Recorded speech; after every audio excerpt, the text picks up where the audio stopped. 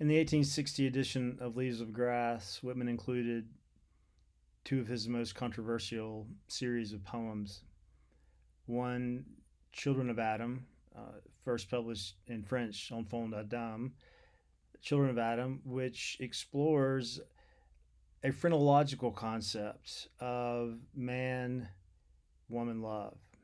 Whitman, in his phrenological exam, got a very high score in emotiveness. And this suggested that he had a very high capability for intimate relationships with females. The other series, called Calamus, explored adhesiveness, another phrenological concept, the capability of having intimate relationships with men. Calamus is a plant that has a phallic shape, and we see that a lot of imagery of vegetation show up in the Calamus poems. Now, of course, many people wonder about Whitman's sexuality. Uh, People wonder, was he homosexual? Uh, People wonder, was he not much interested in sex at all? Uh, some wonder if he was very active heterosexually. Uh, the truth is, we just don't know. We do know, of course, he never married. We do know that if he did have sexual relationships with a woman, these were not apparent or not big parts of his life, probably. And we do know that he had lots of very intimate friendships with men younger than he, some of whom went on to marry and have families of their own. And we have to realize that the very concept of heterosexual, homosexual, did not exist in the 1850s and 60s in America. These concepts came into prominence in the 1890s, but really didn't enter into mainstream scientific discourse until the 1920s. So the idea of same-sex relationships in the 1850s and 60s was much different than now, simply because the vocabulary was different. Now, we should know that in the middle of the 19th century, it was very common for same-sex friends to treat each other as romantic partners, sex not necessarily being involved. It was very common for men to write erotic letters to their male friends.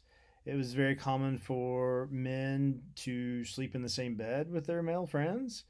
Um, Maybe some fondling went on. Maybe some sort of physical affection went on. Abraham Lincoln had a very close friend as a young man, as did Ralph Waldo Emerson. So it was common enough. And also on the female side, too, someone like Margaret Fuller, one of Emerson's friends and contemporaries, imagined the relationship with another woman as a very spiritual but also romantic relationship. In some cases, it was thought that the same sex friendship was actually superior to the opposite sex friendship. Why? Because the same sex friendship is not clouded by the power plays that often inform erotic relationships, fully erotic relationships. And of course, in Whitman's times, most erotic relationships would have been between a female and a male.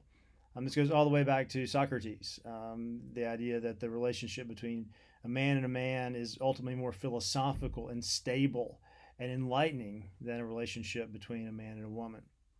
I'm not saying this is true or not. I'm just saying that this is a context for thinking about these Calamus poems. So, what I would say is this: instead of trying to fit Whitman into 20th and 21st century uh, categories of sexuality, I think it's useful to see him in the context of male friendship and male female friendship of his time. And to me, this means that we can see the poems not as examples of Whitman's alleged sexuality, which is not very interesting, but we can try to understand the importance of body for Whitman, of intimacy with body for Whitman. We know from Song of Myself that he says, I'm the poet of the body and the poet of the soul. Well, what does this mean? When Whitman says he's the poet of the body, he doesn't have some kind of abstract body in mind. He has a real body in mind that sweats and grows beards and gets dirty and has erotic urges and gets decays and dies. So more so than a Whitman or I'm sorry, more so than Emerson or a Thoreau, his transcendentalist influences, mainly Emerson, Whitman really does find the body intrinsically valuable. For Emerson and Thoreau, you often get a feeling that the body is only valuable insofar as it manifests soul or spirit. There's a Platonism that still lingers in the thought of these two men, even though they were very keen on embracing nature as beautiful, valuable. Whitman's not troubled by this. Whitman seems to be free of the taint of Platonism. For him, bodies are enough. He says this: bodies are enough. Being with other bodies, that's enough. You don't need more. You don't need spirit. You don't need soul. We'll talk a little bit about how body and soul relate to each other in Song of Myself on Wednesday. But it seems that one way to think about body and soul for Whitman is not these are two different substances, spiritual categories, but two different ways of being. You can inhabit your body and be attentive to the now, the actual, or you can be attentive to what he calls soul, which is being more attuned to the virtual, the imaginative. So the soul becomes for Whitman sort of the faculty of empathy with other people.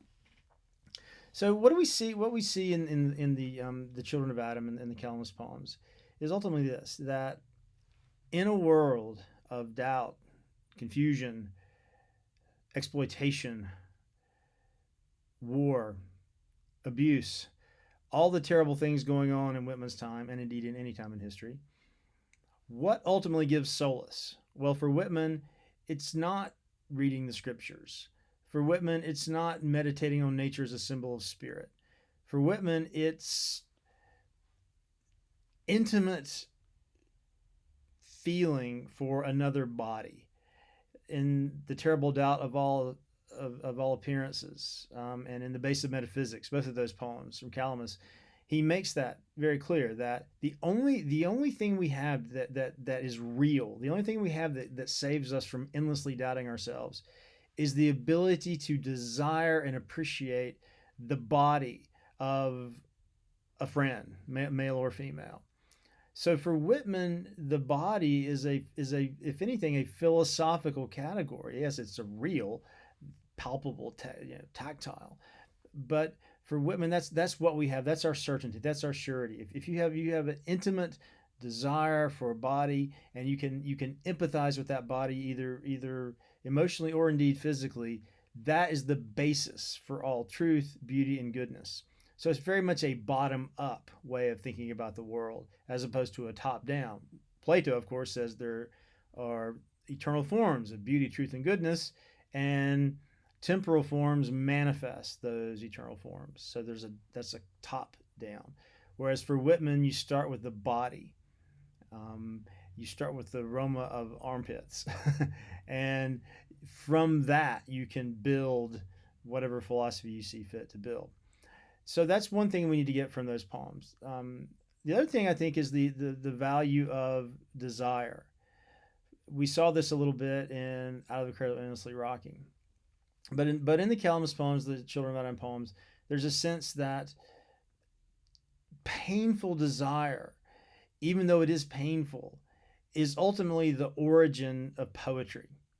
That for Whitman, after 1859, for the most part, fullness is not the origin of poetry as it was in 1855, but unfulfilled longing, unfulfilled erotic longing for a man or a woman. This is what calls forth poetry. Poetry is the expression of that pain, but also poetry can be the assuaging of that pain because the poetry is able to explain the pain, to make sense of the pain, to give the pain meaning. So I would say that those are the two primary elements that we would want to pay attention to in Calamus poems, Children of Adam poems: the value of the body in Whitman, but also the value of desire.